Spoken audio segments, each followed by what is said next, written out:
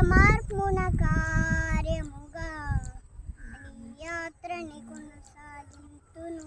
పరలోక సాక్షిగా నీ సన్నిధిలో నేను పరమాత్మున కార్యముగా నీ యాత్రని కొనసాగింతును. నేను ఇది మొదలుకొని షాహు మనలను ఎడబాపురకు దేవుని పరిశుద్ధ నీ దయము అర్పున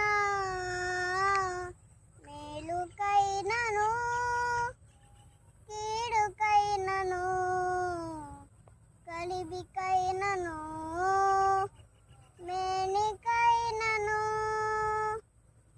జ్ఞానియందును ఆరోగ్యమందును నిన్ను ప్రేమించి సంరక్షించుటకై నా భార్యగా చేసుకొనిచున్నాను.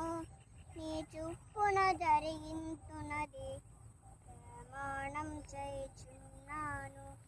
నా